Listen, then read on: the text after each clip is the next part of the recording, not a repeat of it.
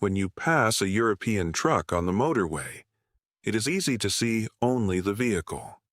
Flat front, massive trailer, driver behind the glass.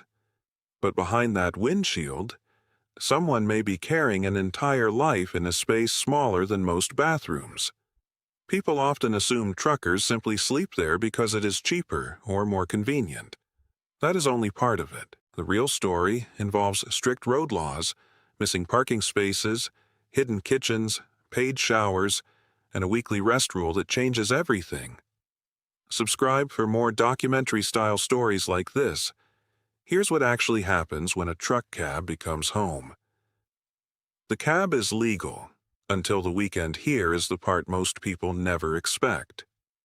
In Europe, a truck driver is allowed to sleep in the cab, but only sometimes.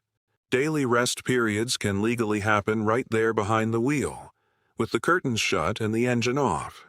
A driver can finish a shift, climb into the bunk, and spend the night in the same space they spent the day working in. That is normal. That is built into the system. But then the weekend changes everything.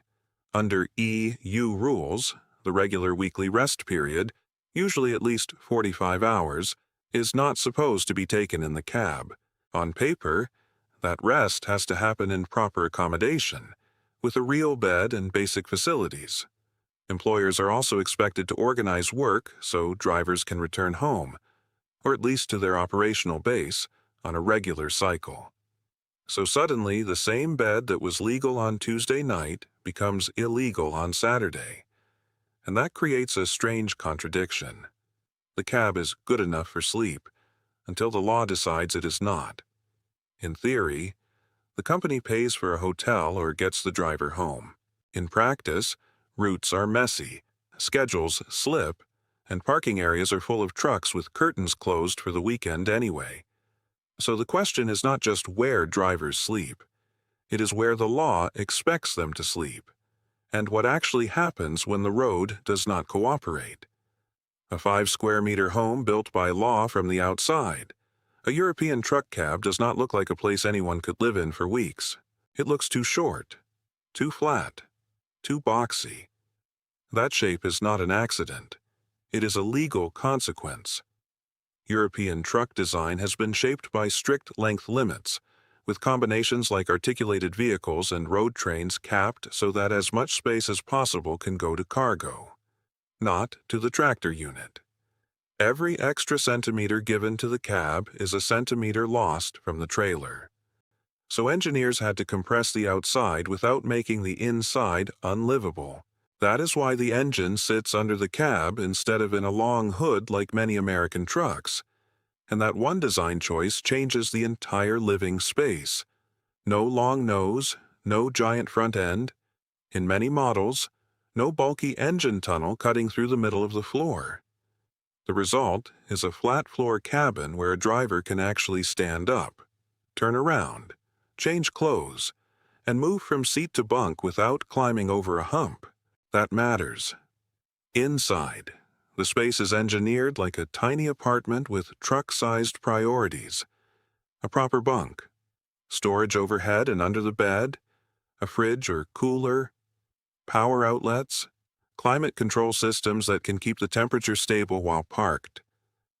Some long-haul cabs even feel less like a vehicle and more like a mobile room built around one question. How do you make 5 square meters carry a human life for a month at a time? That is the trick. The rightly parking lottery. Sleeping in the cab sounds simple until you realize the hardest part is not the bed. It is finding the place where that bed can legally and safely be used. A long-haul driver cannot just stop whenever it feels convenient. Their driving hours are tracked. Their rest time is controlled. And when the tachograph says the day is over, the truck has to be off the road. Not in 10 minutes. Now. So every evening turns into a race against space. The driver needs a parking area that is reachable before the legal limit runs out. Large enough for a heavy truck, safe enough for both driver and cargo, and ideally equipped with food, toilets, or showers. But across Europe, there's a major shortage of secure truck parking. The gap is already counted in the hundreds of thousands of spaces, and forecasts suggest it could grow even larger in the years ahead, which means 2 trucks may be following the same law, yet only one of them gets a place to stop. That changes the whole rhythm of life on the road. Drivers often plan not around the shortest route, but around where a parking spot might still exist by evening. Arrive too late, and the official truck stop may already be overflowing. Then what? Park somewhere less safe. Keep searching and burn time you do not have. Or stop in a place that works on paper but fails in every human sense. This is why sleeping in a truck is not just about the cabin, it is about winning the parking lottery before night falls. The bathroom problem.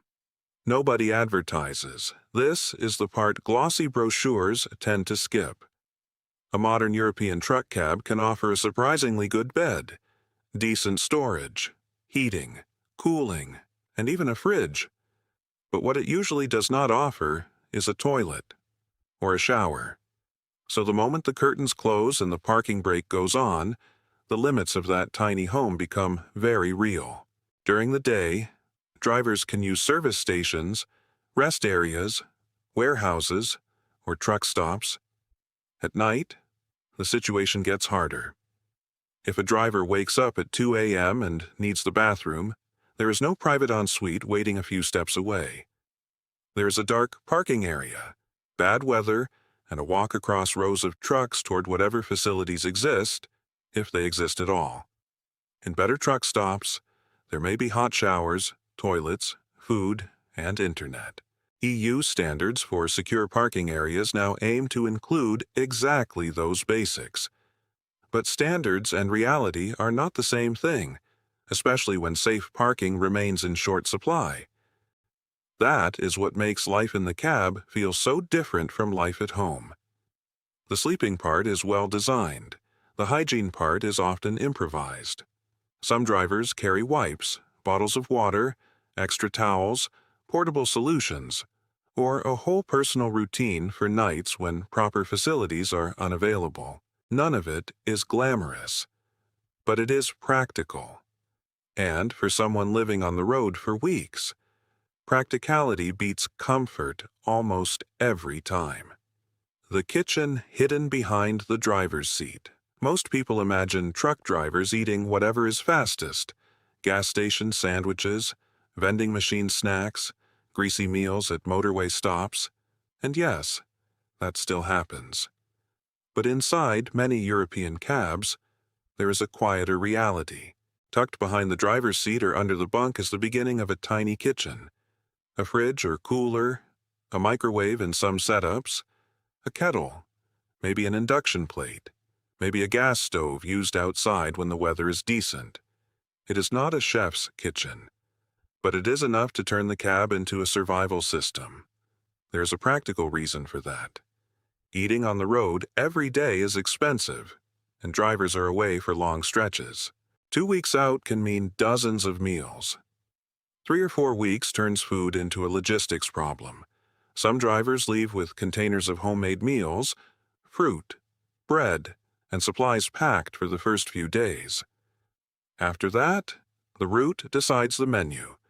If you are running through well-served corridors in Western Europe, stocking up is easier. If you are parked far from good services, whatever's in the fridge becomes dinner. And yet, even with all that improvisation, food remains a weak point of the job.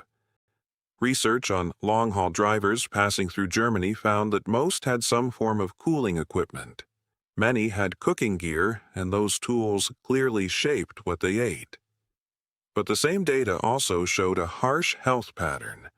Only a minority were at a healthy weight, while overweight and obesity were extremely common.